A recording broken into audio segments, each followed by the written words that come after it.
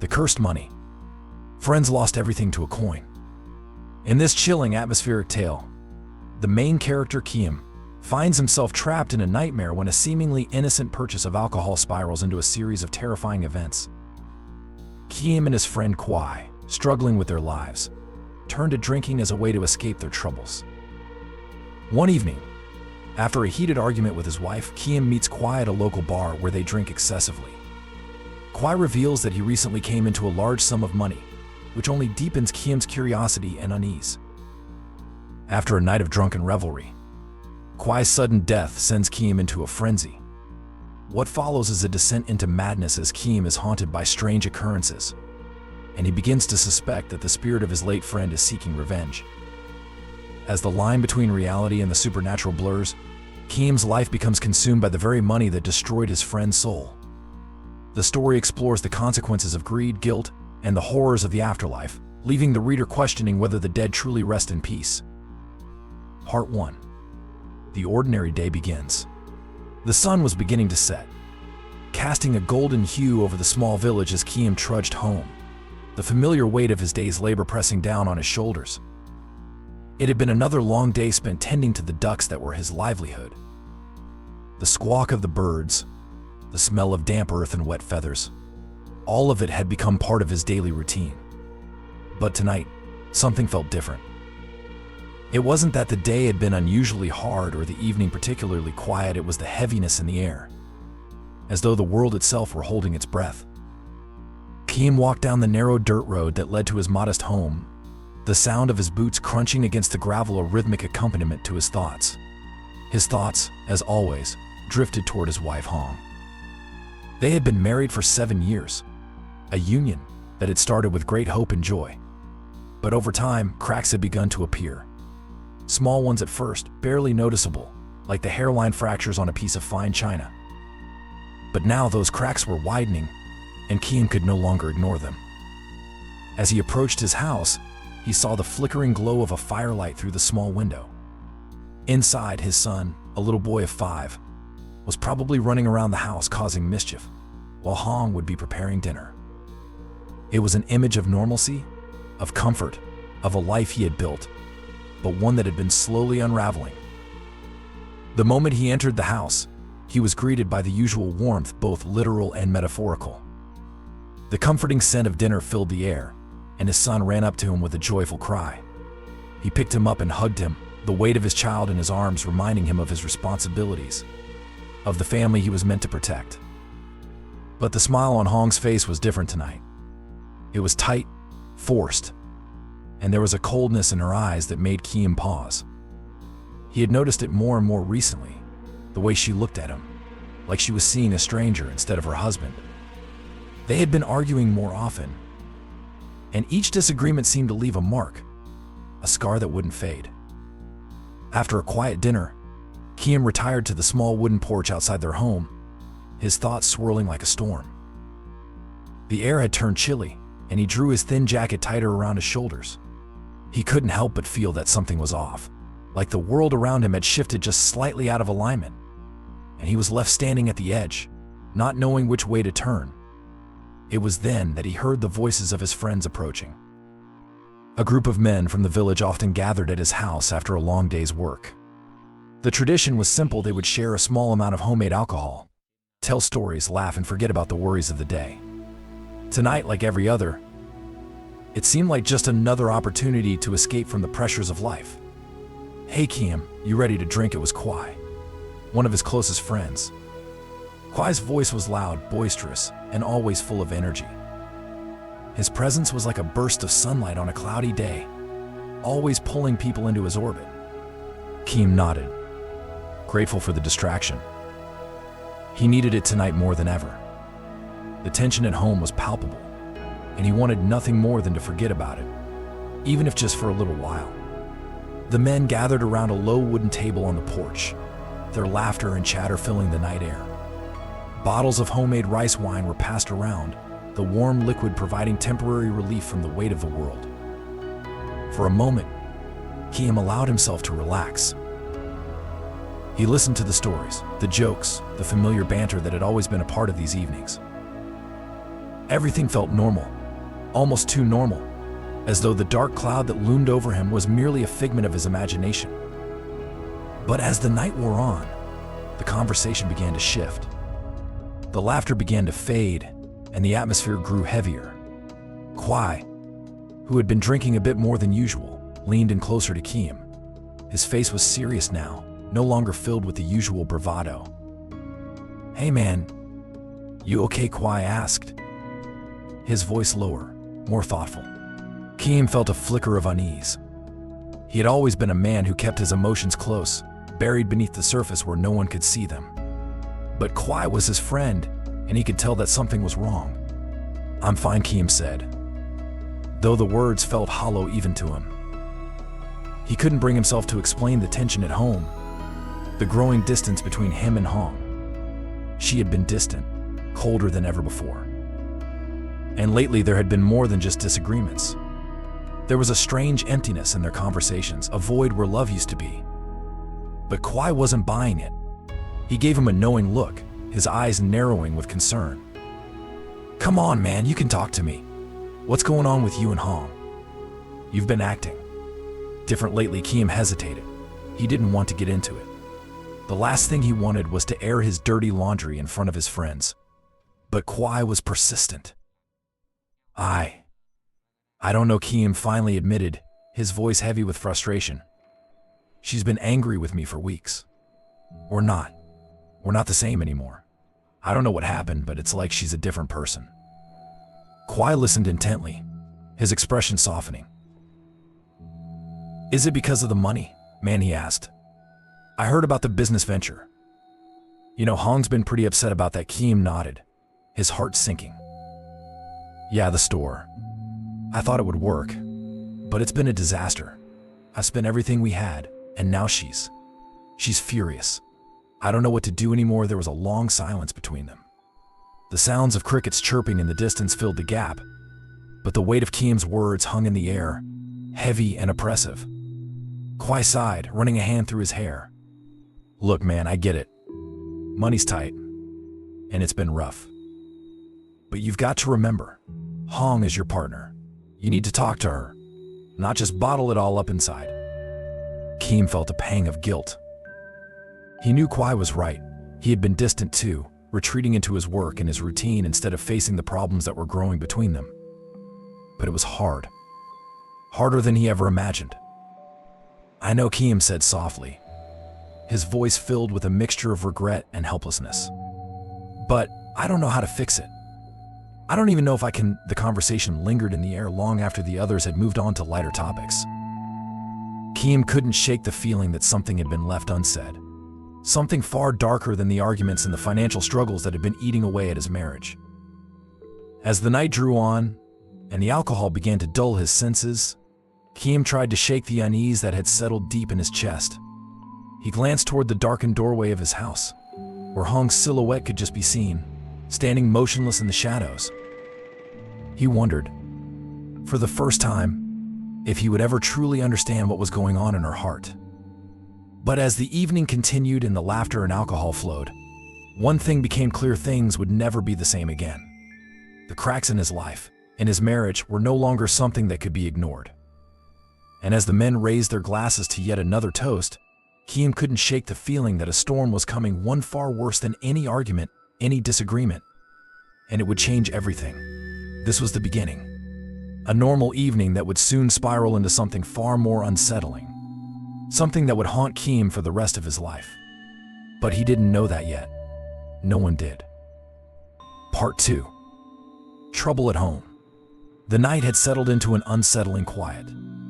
The laughter of the other men had long since faded into the distance as Keem stood alone on the small porch of his home, nursing a bottle of homemade rice wine. His mind raced, but his thoughts were clouded by the haze of alcohol, the kind of haze that both numbed the pain and made it worse at the same time. It wasn't the first time he had turned to drink to drown his sorrows, but tonight, the bitterness of the wine felt more like a poison than a release. His thoughts kept drifting back to Hong, to the way she had looked at him earlier that evening, her eyes distant, filled with frustration and anger. The way she had barely spoken a word during dinner, retreating into her own thoughts like a prisoner locked behind invisible bars. The way she had turned her back on him, as if she no longer knew him at all. It was like he was living with a stranger, a woman who had once been his partner, his equal, but who now seemed so far removed from him that he didn't know how to bridge the gap. But he didn't know how to fix it. He didn't know how to repair the damage he had done. The failed business venture had drained their savings, leaving them with nothing but debt. Hong had been furious, rightfully so, and instead of facing the consequences together, they had only drifted further apart. It had become a bitter cycle. The more he tried to explain, the angrier she became. The more he retreated into himself, the colder she grew. And now, he was left with a hollow feeling of helplessness, the gnawing fear that he was losing her for good. He couldn't fix it. He couldn't even face it. A sharp knock on the door broke his reverie. Startled, Keem straightened, wiping his mouth as if to clear the taste of regret. He didn't want to see anyone. Not tonight. But the knock came again, more insistent this time, followed by a voice. Keem. It's me, Mr. 2. Let me in. I've got to talk to you. Keem felt a pang of irritation. He had told Mr. 2, an older friend from the village, about his troubles a few days ago. And now, like clockwork, Mr. 2 was here, no doubt to offer more unsolicited advice. Still, he couldn't ignore him. With a sigh, Keem stood and opened the door. Mr. 2 entered, his presence as commanding as ever. He was a stout, weathered man with deep lines etched into his face from years of hard work. Despite his gruff exterior, there was a kindness in his eyes, a warmth that Keem had always appreciated. But tonight, even that warmth felt distant. Look at you, Mr. 2 said, looking at Keem with a mix of concern and disapproval. You've been drinking, haven't you? Keem nodded, his eyes avoiding his friend's gaze. I don't know what else to do, Mr. 2. Everything's falling apart. Hong. She won't even look at me anymore. I failed her. I failed us. Mr. 2 leaned against the table, his eyes narrowing as he studied Keem. You're not the first man to make a mistake, Keem. You've been too hard on yourself. But what's done is done. You can't change the past. What matters is what you do next. Keem scoffed bitterly, pouring himself another drink. You think it's that simple? I can't even look at her anymore. The disappointment in her eyes, it's killing me. I can't fix this. I don't know how to make it right. Mr. 2 let out a deep sigh, shaking his head. You can't fix anything if you keep running away. You're hiding from your problems, Keem. You're hiding in a bottle, instead of facing what needs to be faced. I don't know how to face her, Mr. 2 Keem murmured, his voice shaking. She's so angry, so hurt. And I don't know how to make her trust me again. I don't even know if I deserve it. Mr. 2's expression softened, and he placed a heavy hand on Keem's shoulder. You've got to talk to her. Tell her what's really in your heart. Tell her about the mistakes you've made, but also about the things you want to do to make it right. But you won't get anywhere if you keep running away. Keem looked up at his friend, the weight of his words settling heavily in his chest. He wanted to believe him. He wanted to believe that there was still a chance to save his marriage, to fix everything. But something in the back of his mind whispered that it was already too late. But Mr. 2 was right. He couldn't keep running. Not from his wife. Not from his life. All right, Keem said quietly, his voice thick with emotion. I'll try. I'll talk to her. But I don't know if it'll make a difference. I'm not saying it'll be easy, Keem, Mr. 2 replied, his voice firm. But you've got to start somewhere. And that somewhere starts with you facing up to your mistakes and owning them. The older man turned to leave, but Keem's voice stopped him. Mr. 2, he called, his throat tight. Do you think there's still hope? For me and Hong, Mr. 2 paused in the doorway, his eyes flickering with a mixture of wisdom and sadness. Hope, he repeated, his voice low. Hope's a strange thing, Keem. Sometimes it's right in front of us, and we can't see it. Other times we have to create it ourselves. With that, Mr. Two left, leaving Kiem standing in the silence of his own mind. The bottle of rice wine sat untouched on the table, the liquid swirling within it, as if mocking him for his indecision. The next few days passed in a blur of tension and uncertainty. Kiem spent most of his time outside, trying to work on the farm or tending to the ducks, anything to avoid the suffocating atmosphere in the house. Every time he passed by Hong, their eyes would briefly meet, but she would quickly look away, as if the very sight of him pained her. It was like a silent war, and he was losing, unable to find the words to bridge the chasm between them. Hong, too, was sinking under the weight of their situation. The failed business had shattered her trust in him, but there was something deeper beneath the surface, something more sinister, something Kiem couldn't quite grasp. She was angry, yes, but there was also fear. A fear that had festered and grown in the silence between them. Fear that he had abandoned her. Fear that he no longer cared. Fear that they were already too far gone. One evening, as the sun dipped below the horizon, painting the sky in shades of red and purple, Kiem returned home to find Hong standing by the window, her back to him. Her silhouette was dark against the fading light, and for a moment, he didn't know what to say, how to approach her. Hong, he whispered, his voice trembling. She turned slowly, her expression unreadable. "You're home," she said flatly, her tone distant. "I need to talk to you," Kiem said, his heart pounding. "I know I've made mistakes, I know I've let you down, but please just hear me out."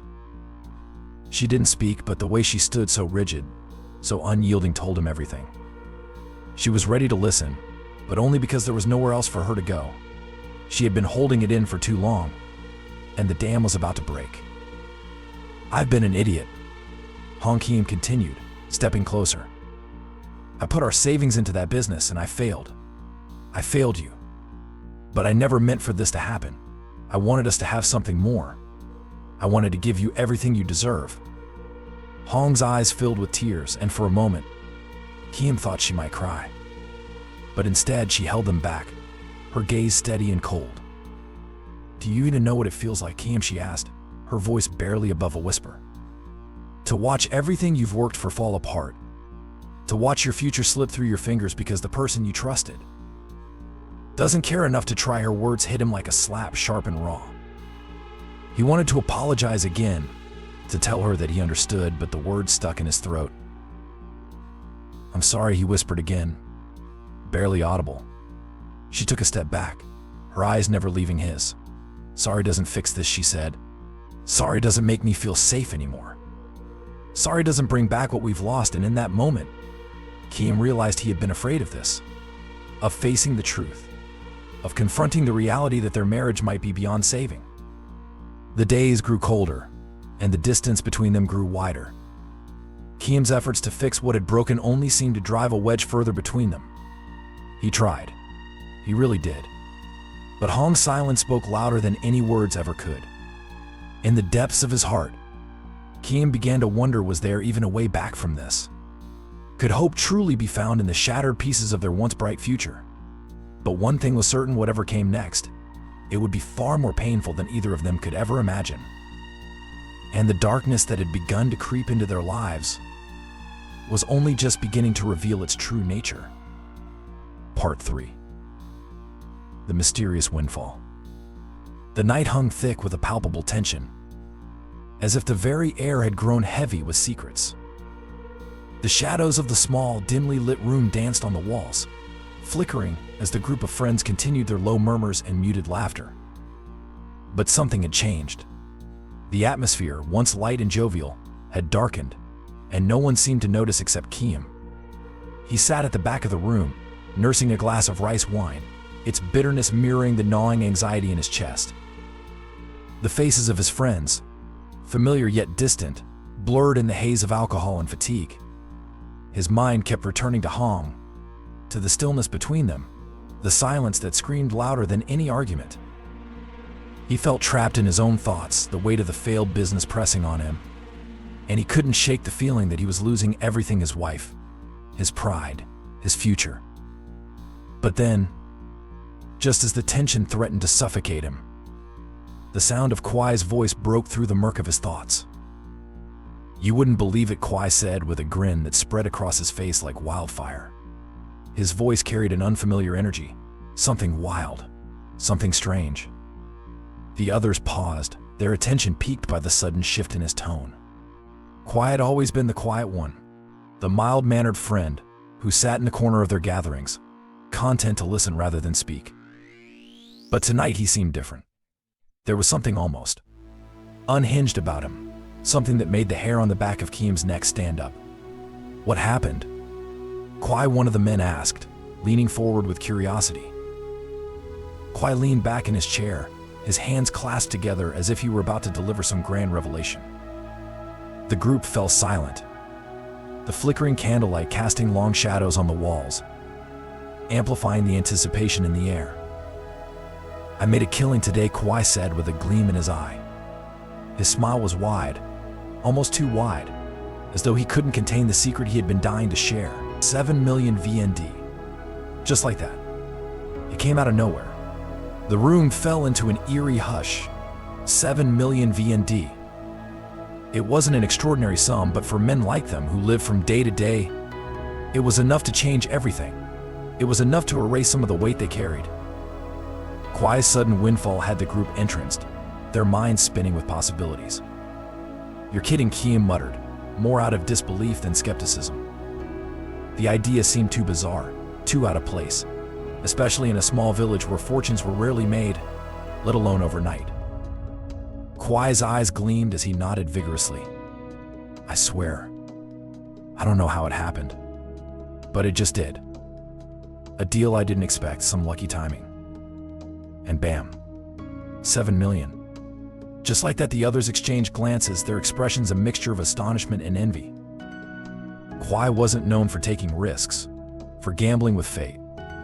And yet, here he was, holding a small fortune in his hands, something none of them had ever expected to see in their lifetime. We should celebrate, Kwai continued, his voice growing more fervent. What's the point of having money if you can't enjoy it? Let's drink. More wine. It's on me. The words hung in the air, and before any of the men could protest, Kwai had already poured another round of rice wine, the liquid swirling in the cups like liquid fire. His hand shook slightly, but whether from excitement or something else, it was hard to tell. The wine was stronger this time, more potent, and it burned as it slid down their throats. The room grew warmer, the laughter louder, and for a moment, it almost seemed like they were all caught in a fever dream. Kiam watched them, his gaze flickering from Kwai's eager face to the empty space where Hong had once stood in his life. For a brief moment, he felt a pang of longing for that simple life, the one he used to have before the business failed, before the weight of failure had crushed him beneath its insurmountable burden. Kwai's windfall, while strange, seemed like a fleeting escape, a moment of release from the pressures that had shackled him. But as the wine flowed, something began to shift. The laughter became louder, more erratic. The celebration, once lighthearted, took on a darker edge. A sense of unease settled over the room, a tension that could not be ignored. The men, in their drunken haze, seemed to lose themselves in the idea of wealth, of what it could bring: power, freedom, respect. The once easy camaraderie between them began to fray, unraveling with every drink they took, with every word Kwai spoke. Kiam's head spun. He felt the room closing in on him, the air thickening, suffocating. It was as if something invisible had settled in the space, a presence lurking in the shadows, watching, waiting. He tried to shake it off, tried to laugh along with the others, but the feeling grew stronger, more oppressive. His hand trembled as he reached for his glass, his mind trying to piece together the strange weight in the room. Kwai, he said, his voice unsteady. Where did this money come from? It's not like you to get lucky like this. Kwai looked at him, his eyes gleaming with an unsettling fervor. I told you, Kiam. I don't know. It just happened. Maybe it was fate. Maybe it was the universe giving me what I deserve. But I'm not going to question it. I'm just going to enjoy it. But something about his tone made Kiam uneasy. It wasn't just the words, it was the way Kwai's voice had dropped lower. like he was speaking from the depths of something dark, something otherworldly. The laughter around the table had died down, replaced by an eerie silence, as if the others too were beginning to sense the shift in the air. "Maybe you should slow down a bit," Kwai, another friend, suggested, his voice faltering. "This isn't like you. You're starting to sound strange." Kwai didn't respond immediately. Instead, he simply smiled wide, too wide, and lifted his glass in a mocking toast. "To fortune," he said, his voice dripping with something sinister. "To the windfall that changes everything." The words hung in the air like a curse. As the men drank, the world outside seemed to grow darker, the wind picking up outside, howling like a beast on the prowl. The wind rattled the windows, sending shivers down Kiam's spine. The house, once familiar, now felt alien, as if the walls themselves were closing in, trapping them in this strange, unsettling moment. Kiam's thoughts grew foggy, his vision blurred. Was it the wine, or was something else at play here? Something that wasn't just about money? Something about Kwai's sudden windfall felt wrong, like the universe had twisted in some unnatural way to deliver him this gift. But at what cost? The group continued to drink, their voices becoming slurred, their laughter distorted. But Kwai's gaze never wavered. His eyes glistened with something unnatural, something cold and dark. He watched them all with a strange intensity, as if he was seeing them for the first time, as if they were nothing more than puppets to be controlled by his whims. Kiam's stomach churned. His head spun with nausea, not from the alcohol, but from the growing sense of dread that was creeping into his bones. He had known Kwai for years, but tonight he saw him in a new light, a figure warped by something beyond their understanding, something dark and ominous.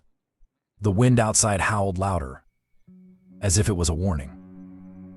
The room seemed to spin faster, and Kiam had to hold onto the edge of the table to steady himself. He felt an overwhelming urge to leave, to escape whatever had overtaken Kwai and the others, but his legs wouldn't move. His body felt frozen, as if rooted to the floor by some unseen force. And then, just as suddenly as it had started, the room fell silent. Kwai stood up, his face pale, his eyes wide. He stared at the others, his breath shallow. The celebration was over. "There's something wrong here," Kwai whispered, his voice cracking. "Something is coming. Something's not right." The words lingered in the air, heavy with meaning. The door rattled again, a gust of wind slamming into it from the outside, as if trying to break through. And in that moment, Kiam understood Kwai's windfall hadn't been a gift of fortune. It had been something darker, something that had come at a price. The room grew colder. The walls seemed to close in. Something had changed, and it wasn't just the money. The wind rattled the house, louder now, as if trying to force its way in. The friends stared at each other, all of them too drunk to fully understand, but all of them aware, deep down, that something had shifted. The room felt alive with a presence they could not explain. A presence that seemed to pulse with the same dark energy that had entered Kwai when he spoke of his windfall. No one spoke. No one moved. And outside, the wind howled louder still, as if the night itself was holding its breath, waiting for something to happen. Waiting for something to come. Part 4. The coin that changed everything. The night wore on, the dimly lit room now bathed in an eerie stillness, as if the walls themselves had become aware of the strange shift that had overtaken the evening. The conversation had lulled, the laughter that had once filled the space now stifled by an unspoken tension. The room was heavy, too heavy. Each breath seemed to struggle to break through the suffocating atmosphere, and at the center of it all was Kwai, whose inexplicable transformation had begun to unsettle even the most carefree of his companions. Kiam sat quietly, nursing his glass, feeling the warmth of the rice wine spread through his chest, but unable to drown out the cold dread that had settled in the pit of his stomach. His gaze flickered toward Kwai, who had become a peculiar focal point of their gathering. There was something unsettling about him now, something that transcended mere excitement over a stroke of luck. Kwai's usual calm demeanor had evaporated, replaced by a strange obsession with the money he had claimed to have earned.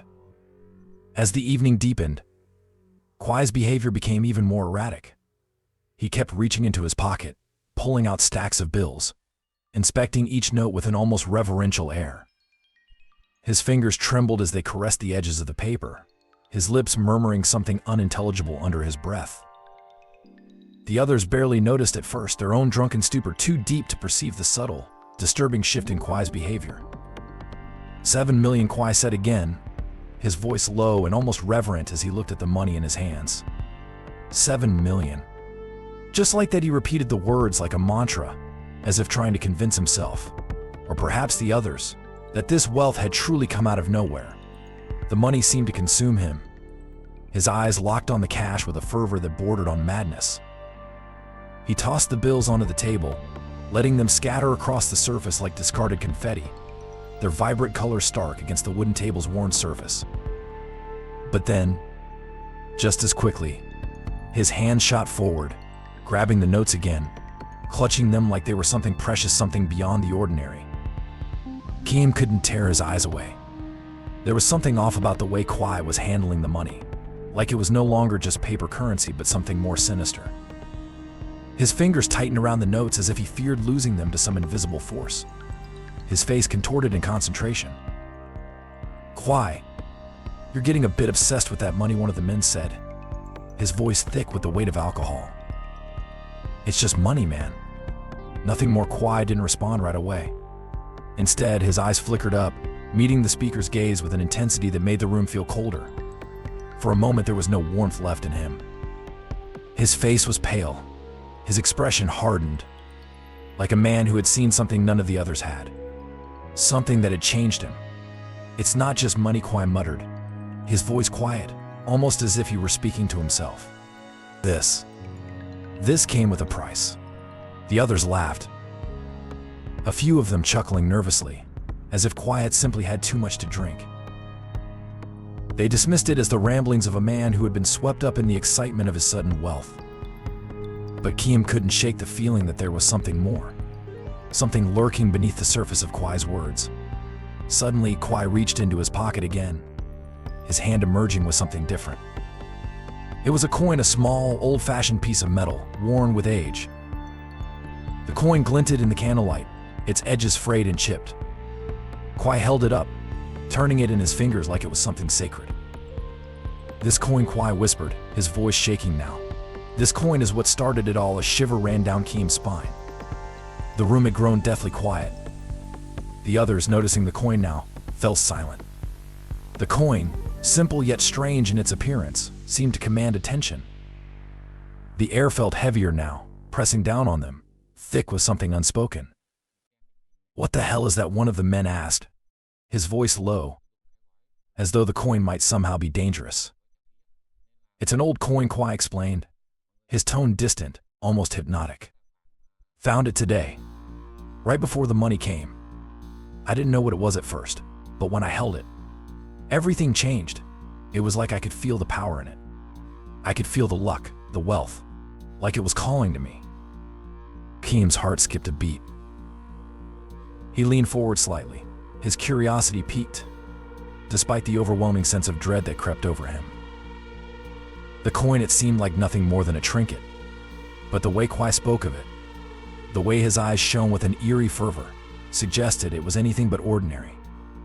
"Give it to me," one of the men said, his voice edged with mockery. "It's just a coin, man. What's so special about it?" But Kwai didn't give it up. His fingers curled tightly around it, as though he feared someone might try to take it from him. His grip tightened, and his expression darkened. "No one takes this coin from me," he muttered, his voice now low and almost threatening. "You don't understand. It's mine. It's mine. And I won't let it go." The tension in the room thickened.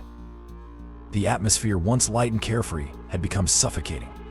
The laughter had died down completely, replaced by a heavy silence. The others exchanged nervous glances, none of them willing to challenge Kwai directly, but each of them feeling an overwhelming sense of unease. Then, without warning, Kwai threw the coin onto the table with a sharp snap. It landed with a loud clink, spinning in place for a brief moment before coming to rest. For a moment, everything was still. The coin lay there, gleaming in the dim light, a simple object. But in that moment, it felt as if it had become something far darker, something that could not be ignored. Kwai's eyes never left it. He stared at the coin with an intensity that bordered on obsession, his chest rising and falling with quick, shallow breaths. "It's not just money," Kwai repeated, his voice trembling with an emotion that wasn't quite fear, but something darker, something more desperate. This coin. It changed everything. Keem shivered, the words sinking deep into his chest. He wanted to believe it was just the alcohol, that Kwai's ramblings were nothing more than the side effects of too much drink, but the unease in his gut told him otherwise. There was something wrong, something unnatural about the way Kwai had found this coin. Something about the way the coin now seemed to pulse with an invisible energy, as if it were alive, waiting. A chill crawled up Keem's spine. The wind outside had died down, but the air inside the room felt charged, thick with an inexplicable weight. His breath caught in his throat. The coin, it was like a curse, a harbinger of something terrible, something unavoidable. And as the last drop of rice wine slid down his throat, he realized with a jolt of horror that the coin was just the beginning. Something had been set in motion. Something had awoken in that coin. And they had no idea how far it would go, how much it would cost them all. The room felt colder now.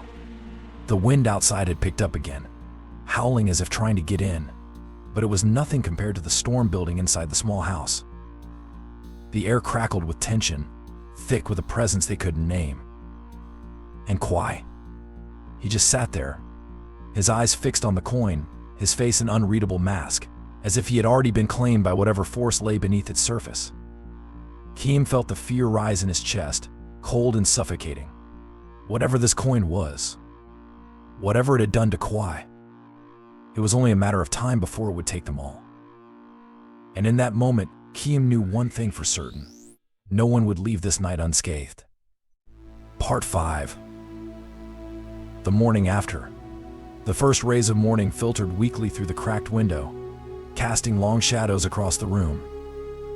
Keem stirred slowly, his eyelids heavy with the remnants of sleep, his mind still swirling in a haze of alcohol and confusion. The night had ended in chaos, the details blurring together like half-remembered nightmares. He had no idea what had happened after Kwai's disturbing outburst over the coin, only that the others had left one by one, their eyes wide with unease. His head ached, a dull throb that pulsed in time with his heartbeat. He sat up, his body protesting the movement, the ground beneath him spinning, as he tried to gather his bearings. The room around him seemed off.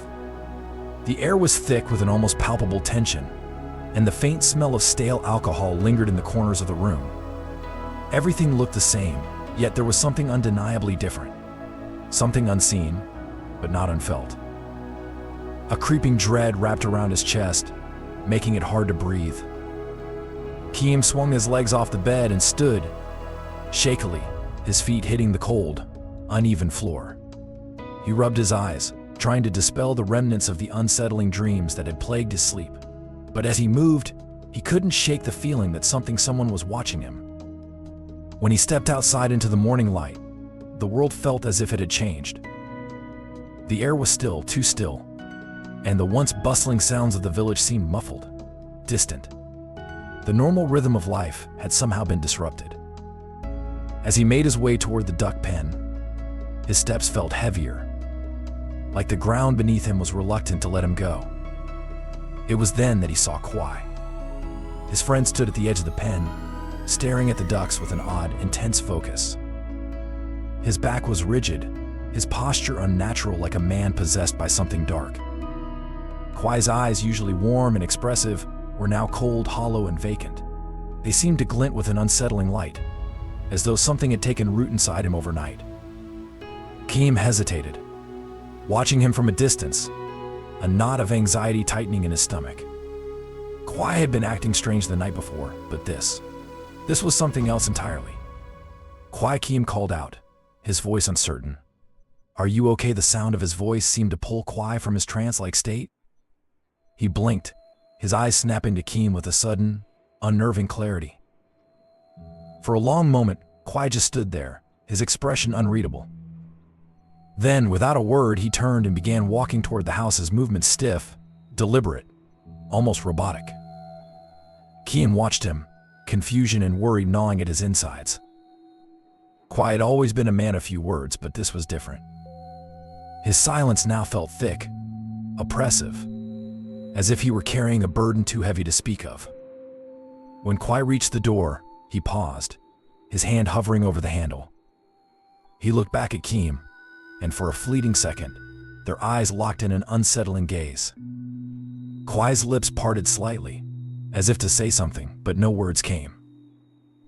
His mouth simply opened and closed, like a fish out of water, before he finally entered the house and disappeared from view. Kiam stood frozen for a moment, his mind racing. What had happened to Kwai? The coin. Was it really the cause of all this? He couldn't shake the feeling that his friend had been changed, not just by the alcohol, but by something far more sinister, something that had burrowed deep into his soul. With a heavy sigh, Kiam forced himself to move. He had to find out what was going on. He couldn't shake the feeling that some invisible force was pulling them all into something they couldn't escape. The hours that followed were marked by an uncomfortable silence. The village, usually alive with the chatter of neighbors and the sounds of daily life, seemed eerily quiet. The air felt dense, pressing in from all sides, as though the earth itself was holding its breath. Kiam spent the morning tending to his ducks, but his thoughts kept drifting back to Kwai. His strange behavior. The way his eyes had looked last night, haunted, distant, like someone who had seen something he couldn't forget. Something he wished he could erase. As he worked, he couldn't shake the sense that the wind had changed direction. The breeze that usually blew gently from the rice fields was now still, and the sun, while hot, seemed to shine with an unnatural intensity. The heat clung to his skin, suffocating him, and every step he took felt heavier than the last. He wiped the sweat from his brow, his fingers trembling. By noon, the uneasy feeling in his chest had only grown stronger. When he returned to the house, he found Kwai sitting at the table, staring down at his hands. His gaze was empty, his fingers twitching sporadically, as though trying to grab hold of something invisible. Kiam stood in the doorway for a moment, watching him before speaking. "Kwai, are you okay?" His voice was soft, but it cracked slightly as he spoke, a deep, gnawing worry settling into his bones. For a long time, Kwai didn't respond. His eyes didn't even flicker toward Kiam. The room was silent, save for the sound of Kwai's breathing, which was oddly shallow, as though he were struggling to inhale. Then, without warning, Kwai's head snapped up. His eyes met Kiam's, and there was something in them, a strange, alien intensity that made Kiam's blood run cold. "I can hear them," Kwai said in a low, rasping voice. "They're calling to me. They want me to come. They want me to follow them." Kiam felt the hair on the back of his neck rise. He stepped back instinctively, the unease in his chest spiraling into full-blown fear. "Who's calling you, Kwai?" he asked, his voice barely above a whisper. Kwai's lips twisted into a grimace, and for a moment it looked as though he were about to break down, his whole body shaking with an emotion Kiam couldn't place. But then, just as quickly, his face hardened, the madness in his eyes sharpening. "I don't know," he said, his voice trembling with an unsettling mix of fear and anticipation. "But they're here. They're all around me. I can feel them." The words hung in the air like a curse, heavy and foreboding. Kiam's mind raced, his heart pounding in his chest. This wasn't normal. This wasn't just the after effects of alcohol. Whatever Kwai had found, whatever had taken hold of him, it wasn't something they could escape. It was as if the very fabric of reality had shifted, warped, and now something else was taking control. Kiam took a cautious step forward, his thoughts a jumble of dread and confusion. "Kwai," he said gently, "you need to calm down. You're not well. Maybe it's the alcohol. Maybe no." Kwai cut him off, his voice suddenly sharp. "It's not the alcohol. It's the coin." The coin changed everything. The words struck Kiam like a physical blow. He felt his stomach drop, his pulse quickening. The coin. It was the source of all this madness, this terror. The coin had done this to Kwai. Kiam opened his mouth to say something, but before he could speak, there was a loud, piercing knock at the door. It was as if the universe itself had chosen that moment to interrupt him. Keem froze, his body tense, his heartbeat thundering in his ears. Who could it be? And why had they arrived now, at this precise moment, when everything felt so wrong? The door creaked open slowly, the hinges groaning in protest. A figure stood in the doorway, their face obscured by shadow. The wind outside howled in the distance. Keem felt his breath catch in his throat. This was just the beginning, and he knew with a cold certainty that it was too late to turn back. The morning had ended, but the nightmare had only just begun. Part 6. Kwai's sudden death. The afternoon air hung thick and oppressive, as though the entire world was holding its breath, waiting for something. It was an unsettling calm, the kind of stillness that made the very earth feel heavy beneath your feet. The sun, once shining bright and unyielding, had now dipped behind a thick blanket of clouds that seemed to gather with a sense of foreboding. A storm was coming, though no one knew whether it was one of nature's making or something far darker. Keem had been working in the fields, his hands mechanically going through the motions, trying to push the gnawing sense of dread that had settled in his chest. Kwai's strange behavior haunted him. The last words he'd heard from his friend echoed in his mind like a slow, painful drumbeat. The coin changed everything, and yet, that ominous warning now felt like a distant whisper from a dream he couldn't quite remember. His body ached, but it was nothing compared to the nagging, uncomfortable feeling that had been building in him since that morning. The silence was unbearable. The village, usually bustling with life, now felt like an abandoned ghost town. There were no children playing in the streets, no familiar laughter rising from the market stalls. Even the birds, which usually filled the air with their chirping, had fallen silent. Keem paused, wiping the sweat from his brow, his eyes scanning the horizon. Something wasn't right. Then, the knock came. It was sharp, urgent, too loud in the stillness of the afternoon. Keem's heart skipped a beat. He turned to the direction of the sound and saw a man from the village standing at the edge of the field.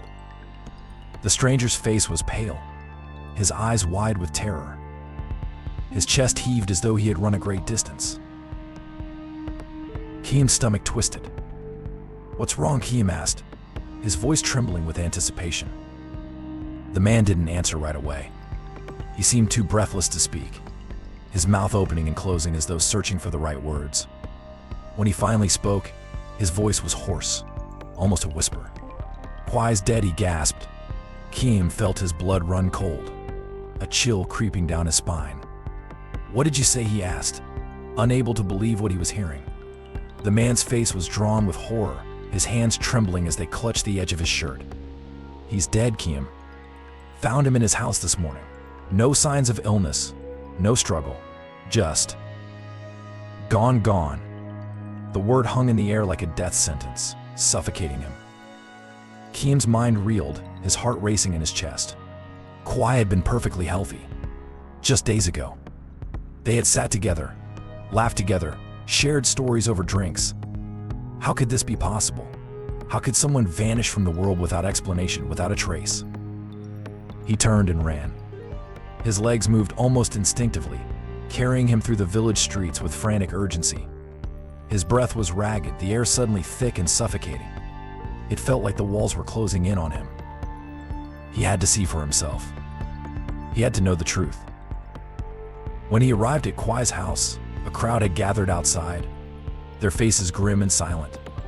The usual buzz of gossip had been replaced by an eerie stillness, as though no one knew what to say, what to do. The villagers stood there, waiting for something, anything to make sense of the tragedy that had unfolded. Keem pushed his way through the crowd, his chest tight with an unnamable fear. Inside the house, the stench of decay lingered in the air. The windows were drawn shut, the room dimly lit, but there was no mistaking the lifeless body that lay motionless in the center of the floor. Kwai's face was pale, his eyes wide and glassy, staring at the ceiling as though he had been caught in the midst of some great terror. Keem approached cautiously, his hands trembling as he reached out to touch his friend's shoulder. The coldness that met his skin sent a jolt of shock through his body. Kwai's skin was unnaturally cold, as though he had been dead for days, though the body had only just been found. The warmth that had once radiated from him, that sense of life and energy, was completely gone. It was as if the very essence of him had been ripped away in an instant. His mind refused to process it. It couldn't. This wasn't real. Kwai couldn't be dead. Not like this. Not after everything they had shared. But it was real. And the reality of it was like a blade to the heart. Kiem stumbled backward, his chest heaving with a mixture of grief and confusion. How could this have happened? What had caused this? And why had Kwai seemed so different, so distant? The last time they had spoken, the villagers murmured in low voices, casting nervous glances at one another. No one seemed to have an explanation. Kwai had been healthy. He had not been sick. No illness had ravaged his body. No sign of any injury or foul play. Yet here he was gone. And then, something caught Kiem's eye. It was small, almost insignificant, a glint of something shiny, tucked in the corner of Kwai's hand, as though he had been holding onto it when he died. His fingers were curled tightly, refusing to let go of whatever it was. Kiem knelt beside him, heart pounding as he gently pried Kwai's fingers open. He gasped as the object came into view, the same coin. The coin. The one Kwai had spoken of the night before. The coin that had somehow changed everything. Kiem's pulse quickened. He felt the weight of the object in his hand, the cold metal sending a shiver up his spine. There was something sinister about it, something far more dangerous than it appeared. The way Kwai had clutched it so tightly, the way his obsession had grown over it the night before. It was like a curse, a dark force that had taken hold of his soul, pulling him into its grip until there was nothing left but an empty shell. Kiem stood up, his hands shaking as he held the coin in front of him. He could feel a pull, a strange and magnetic force emanating from it. It was as if the coin itself was calling to him, urging him to do something, to take it, to follow whatever path it had set before Kwai. But the very thought of touching it again made his stomach churn with fear. Why, he whispered, his voice hoarse. What happened to you? Kwai, there was no answer. Only the hollow silence of the room, the weight of death hanging heavy in the air. Kiem's thoughts raced, his mind a whirlwind of confusion and terror. He could feel the connection between Kwai's death and the strange events of the night before, the ominous presence, the unsettling behavior, the whispers of something dark that had clung to them like a shadow. What had Kwai uncovered? What had the coin unleashed? He didn't know, but he was certain of one thing. Whatever it wasn't finished. It had only just begun. And now it had found its next victim. Kiem's heart sank as the pieces began to fall into place. The terror he had felt before, the strange occurrences, the feeling that something dark was lurking just out of sight, it was all connected. And Kwai's death was just the beginning. The coin was no ordinary coin, and the horrors it had awakened would not rest until they had claimed them all. Kiem felt a cold sweat break out on his forehead as he turned and walked away from the body, the coin still heavy in his hand. There was no escaping it now. The darkness had already claimed Kwai, and it was coming for him next. The storm was already on the horizon, and this time, no one would be spared. Part 7. The Unsettling Connection. Kiem couldn't shake the feeling that something had shifted in the very air around him. It was as though the world had gone still, as if all life had momentarily paused to observe what was unfolding in his small village. A thick, oppressive fog clung to his thoughts, clouding his mind and making everything feel distant, unreal. He walked in a daze, his steps heavy, his heart weighed down by an invisible force. Kwai's death was no longer just a tragedy, it was a question, a dark riddle with no answers. And the more he thought about it, the more he felt the presence of something ancient and malevolent pressing in on him. He couldn't stop thinking about the coin. The way Kwai had clutched it with such desperation, the strange obsession that had seemed to consume him the night before his death, it all felt like something out of a nightmare, an omen that had been waiting to be fulfilled. Kiem's thoughts drifted back to a story he had heard years ago, when he was just a boy. It was an old tale, one that had been passed down through generations like a whispered secret. He could still remember the eerie tone in his grandmother's voice as she told him of a family who had been cursed for their wealth. Their sudden rise to fortune had brought them nothing but misery, and in the end, it had destroyed them all. The story had always haunted him, even as he grew older. He had often dismissed it as superstition, a legend designed to warn against greed and the dangers of seeking too much power. But now, as the weight of Kwai's death pressed down on him, he couldn't help but see the chilling parallels between the two stories. The sudden windfall, the obsession with wealth, the tragic end. Could it be possible that Kwai's sudden accumulation of money had triggered something darker? Could the coin he had spoken of, the one he had been so fixated on, be the very thing that had caused his death? Kiam's stomach twisted into knots as he recalled the conversations from the night before. Kwai had been so excited, so animated about his newfound fortune.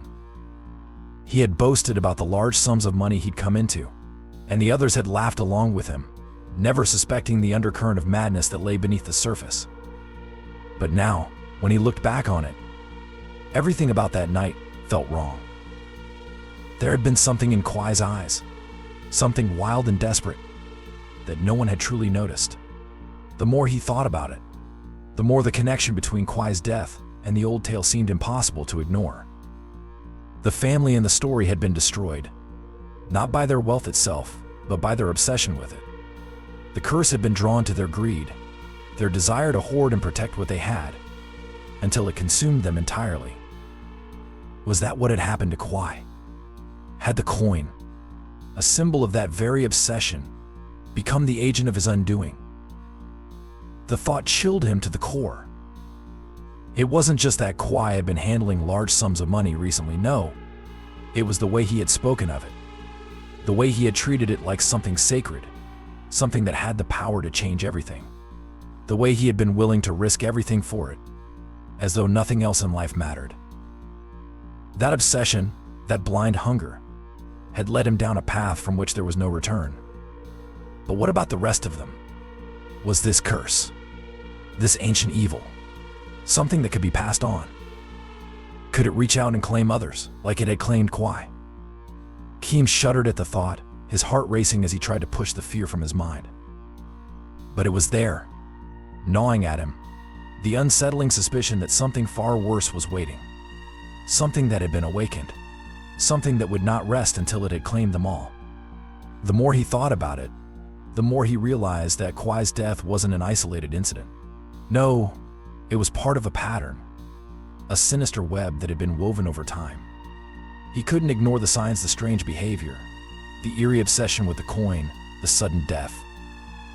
All of it pointed to something far beyond the ordinary, something supernatural and terrifying. The curse, whatever it was real, and it was coming for him. He could feel it in the air. It was like a shadow, lurking just out of sight, always present, waiting for the right moment to strike. And that moment was getting closer. With each passing minute, he felt the grip of fear tightening around him, squeezing the breath from his chest. But how could he escape it? How could he break free from something so ancient, so powerful, that it seemed to have the ability to manipulate fate itself? Kiam didn't know. But one thing was certain: the coin and the curse it carried were not finished. They were only just beginning. As he walked through the village, his mind racing with questions, he couldn't help but notice the subtle shift in the way people looked at him. There were whispers, glances exchanged behind closed doors, as though everyone could feel the dark presence that had settled over them. It was as though the village itself had become a place of mourning, a place where the past had come back to haunt them all. He tried to shake off the feeling, tried to focus on the mundane tasks of the day, but nothing seemed normal anymore. The world had changed, and so had he. He felt like he was living in a dream, or perhaps a nightmare, where everything was slipping just out of his grasp. Kiam's thoughts kept returning to the coin that had killed Kwai. The coin that had been the catalyst for this tragedy. He had to know more. He had to understand what had happened, why it had happened, and what the future held for him. That night, as the village fell into an uneasy silence, Kiam sat alone in his small, dimly lit house, his hands shaking as he stared at the coin. He had taken it from Kwai's house earlier that afternoon, unable to leave it behind. He couldn't explain why, but something about it drew him in, like a magnet to metal. The coin was cold, its surface smooth and unnervingly lifeless, as though it held no warmth at all. Yet, when Keem touched it, he could feel the pulse of something within it, something dark, something alive. His breath caught in his throat as a sudden thought struck him. What if the coin wasn't just a curse? What if it was a key? A key that could unlock something far worse than death. Something far more terrifying than anything he could comprehend. His mind reeled with the possibilities, and his pulse quickened as the shadows in his room seemed to grow deeper, darker, closing in on him. He looked at the coin once more, a sense of dread filling his chest. He had to know what it meant. He had to understand how it had brought death to Kwai. But the more he examined it, the more he felt the pull, the strange magnetism that seemed to come from it. It was as though the coin was beckoning him, urging him to take the next step to open the door to whatever lay beyond. And he couldn't shake the feeling that once he stepped through, there would be no going back. Keem could hear his own breath in the stillness of the room, shallow and fast. He stared at the coin, his fingers trembling, the air thick with the oppressive weight of fear. But in the silence, he heard something else, a whisper, soft at first, then louder, growing clearer with each passing moment. "It's not over, Keem. It's never over." The voice sent a chill down his spine, freezing him to the spot. The coin had spoken. Part 8. Returning home, haunted by thoughts. The sun had long set by the time Keem made his way back to his house. The dusty road beneath his feet seemed to stretch endlessly, the night air cool against his skin, but it did little to calm the tremor of unease that gripped his chest. Each step he took felt heavier than the last, as though the very earth beneath him was pulling him down into some unseen abyss. His mind raced, replaying the horrors of the past few days. Kwai's sudden death. The coin. The whispers in the dark. Each detail seemed to draw him deeper into a dark, inescapable web, and the more he tried to push it away, the tighter the threads seemed to pull. It wasn't just the memory of Kwai's death that haunted him. No, it was something more, something he couldn't quite name but felt nonetheless. A presence. A weight in the air. Something that seemed to follow him, like a shadow that refused to leave. The closer he got to his house, the more it pressed in on him, suffocating and oppressive, like an invisible hand around his throat. Keem glanced nervously over his shoulder as he approached his front door. There was nothing there, of course, just the familiar sights of his small village, the distant flicker of lanterns in nearby homes, the faint rustle of leaves in the wind. But the feeling lingered. Something was wrong. As he stepped inside his house, the familiar creak of the door seemed to echo louder than usual, reverberating through the stillness. His house, small and humble, had always been a refuge from the world's troubles, a place of warmth and familiarity. But tonight, it felt foreign, cold, as though the walls themselves were watching him. The moment he closed the door behind him, he was hit with an overwhelming sensation.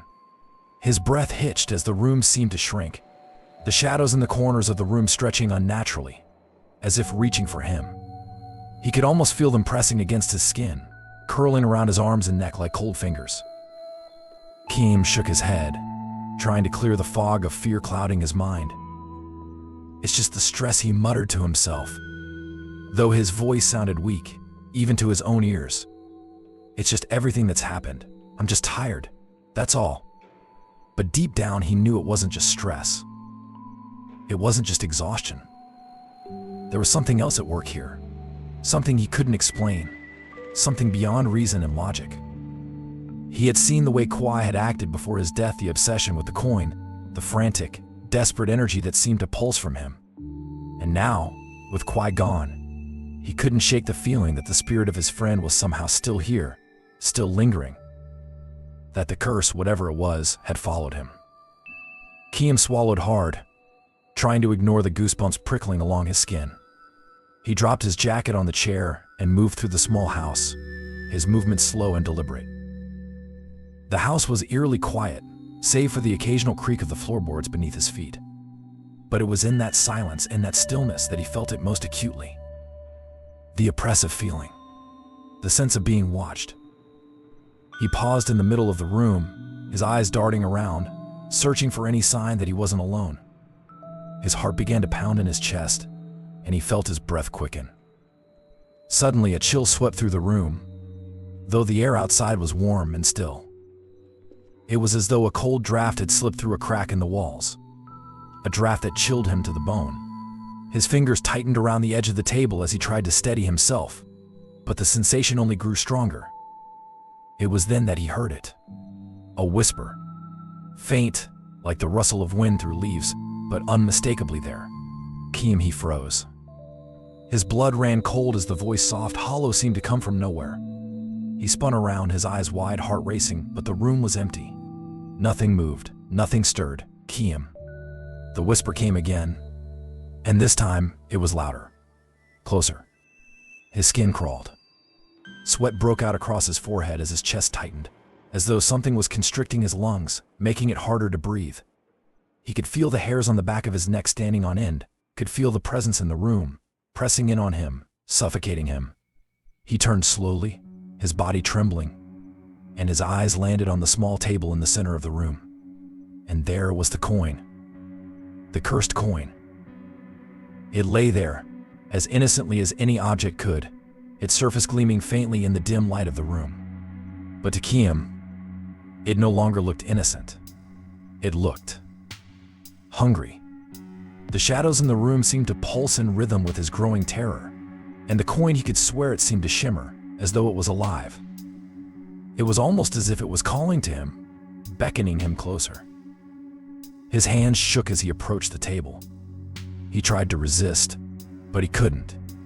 It was as though an invisible force was pulling him forward, drawing him in like a magnet.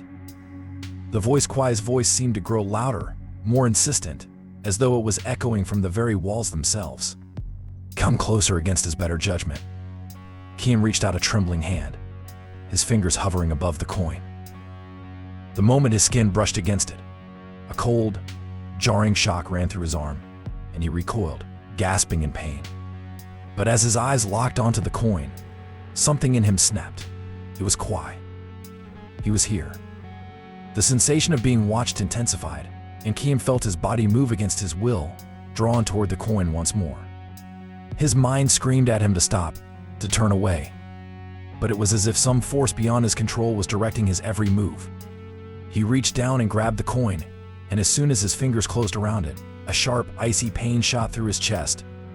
He stumbled back, the coin still clutched tightly in his hand, his heart hammering against his ribs. His vision blurred, the edges of the room warping as though the very space around him was twisting. He could hear the whispers, now dozens of voices, overlapping, chanting his name in eerie unison. Keem. Keem.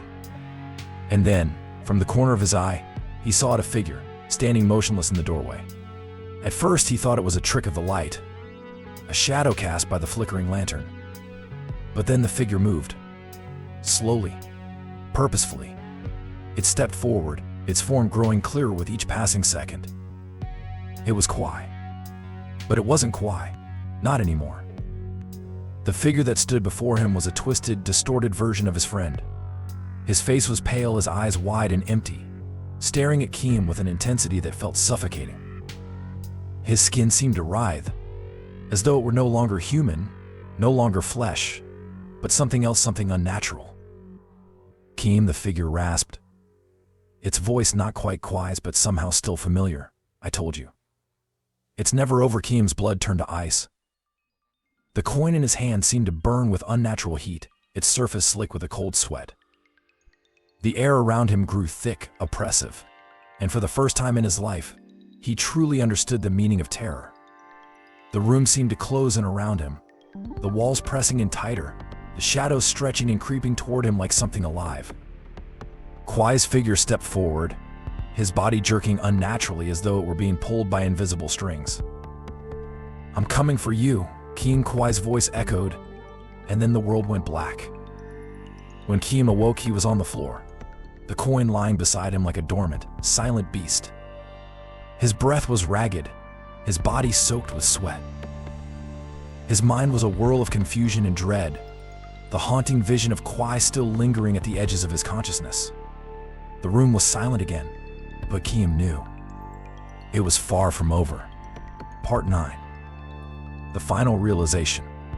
The night seemed to stretch on endlessly, the hours slipping by in a haze of confusion and dread. Kim sat at the edge of his bed, the weight of everything pressing down on him. His hands were trembling, still slick with the cold sweat of his encounter. The shadows in the corners of the room seemed to have grown longer, more menacing, as if they were waiting, watching. Outside, the moon hung high in the sky, its pale light filtering through the cracks in the shutters. The world beyond his house was silent, too quiet. The wind had stopped, and the usual sounds of crickets and distant voices from the village were absent, replaced by an eerie stillness that seemed to suffocate the air. Kim hadn't slept. He couldn't. He lay there, staring at the ceiling, his mind racing, replaying the events of the past few days over and over. The coin. Kwai's death. The way his friend had become obsessed with that large sum of money. How it had consumed him, changed him into something. Something dark. And now, the whispers. The strange sensations. The haunting feeling that something had followed him home. Something that refused to let him go. He couldn't shake the thought that Kwai's death was no accident. That it was tied to something far more sinister, something beyond the realm of human understanding. The coin. That cursed coin. The stories he had heard as a child about the dangers of greed and the consequences of seeking wealth at any cost, had they been true?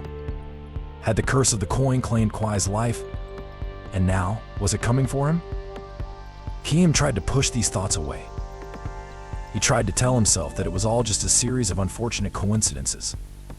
That Kwai had died from some natural cause, that the coin was just an object, nothing more. But deep down, he knew better. The feeling that something dark and malevolent had been unleashed was too strong, too real to ignore. The door to his house creaked open suddenly, startling him out of his reverie. Kim jumped, his heart racing, but it was only his wife, Hong. Her face was pale, her eyes red-rimmed as though she had been crying. She stepped into the room silently, closing the door behind her with an almost unnatural calmness. Kim, she whispered his name, her voice barely audible, as if she feared speaking too loudly would shatter the fragile calm that had settled over the house. She paused, looking at him with a sadness that seemed to go deeper than just worry. Kim felt his stomach tighten. Something was wrong. He could sense it in the way she held herself, the way her hands trembled slightly as they rested by her sides. "What is it?" he asked, his voice strained. He could barely recognize the sound of his own words. It felt as though the air around him was thickening, pressing in on him, and everything seemed out of place. Hong took a deep breath before speaking again. "I just spoke with Kwai's wife. She's devastated. She can't stop crying. She says she doesn't understand what happened. One moment, Kwai was fine, just fine, and the next, he was gone." Kim's heart skipped a beat. His throat felt dry, and a sense of dread washed over him. He already knew where this conversation was headed, but he couldn't bring himself to stop her. Hong's voice trembled as she continued. She said that in the days leading up to his death, Kwai had been acting strange. He couldn't stop talking about money. About a large sum of money he had come into possession of. She thought he was just being reckless. But now, she doesn't know what to think. She says that ever since he started handling that money, he's been different. Obsessed. Almost. Kim felt a chill run down his spine. The coin. The money. He suddenly realized that the pieces of the puzzle he had been avoiding were now falling into place. The coin wasn't just a random object. It had come into Kwai's possession for a reason. And it had done something to him. Something dangerous. Something that had now claimed his life. But what did that mean for him? Was the curse real? Was the coin really capable of such power? His thoughts raced as he struggled to grasp the full scope of what was happening. Did she say anything else? Kim's voice was hoarse now, barely above a whisper. Hong nodded, her eyes filled with sorrow. She mentioned something else. She said that the night Kwai died, he had been handling the money again, and that something changed in him. He was frantic, like he was afraid. She said he was muttering to himself, repeating over and over that he had to make a deal. A deal with the devil. The words hit Kim like a blow to the chest. A deal with the devil, he repeated, his voice barely a whisper. He could feel his pulse quicken, the panic rising in his chest. This was no longer just a simple tragedy. No, this was something much darker. I don't understand, Hong continued, her voice shaking. She didn't know what he meant by that. She tried to talk to him to calm him down, but he just kept muttering, saying he needed the money, that it was too late, that he couldn't turn back now. And then, he was gone. Kim's hands gripped the edge of the bed, his knuckles white. He felt like the walls of the room were closing in on him, suffocating him. He could hear the whispers again, faint but growing louder. His breath came in short gasps as he tried to control the panic rising in his chest. He couldn't breathe. The world around him was spinning. I don't think it's over, he said, more to himself than to Hong. The words escaped his lips before he could stop them, and the weight of them seemed to hang in the air like a dark omen. I think Kwai's death wasn't just an accident. It's part of something bigger, something we don't understand. Hong looked at him, her face filled with concern, but she didn't speak. She couldn't. What could she say? She could feel it too, the overwhelming sense of unease, the feeling that something terrible was still unfolding. Kim stood up abruptly, his legs weak beneath him. He didn't know what he was going to do, but he knew that he had to act. He had to find out the truth. He had to understand what the curse of the coin was, and whether it had already claimed Kwai's life or whether it was now coming for him. He grabbed the coin from where it had been hidden in his drawer, its cold surface sending a jolt through his fingertips. For a moment, he just stared at it. The cursed coin, the object that had brought him to this moment. And then, with trembling hands, he held it up to the light. It gleamed in the darkness, its edges sharp and glimmering as if it were alive. He could feel its power dark, suffocating. It was as though the coin was drawing him in, pulling him toward it, promising him something that he couldn't resist. The whispering began again. Kim, but this time the voice was different. It wasn't Kwai's. No, it was deeper, darker. It was as if something else, something ancient was speaking to him, calling him. Kim. It's time, and for the first time, Kim understood. The curse wasn't over. It had only just begun.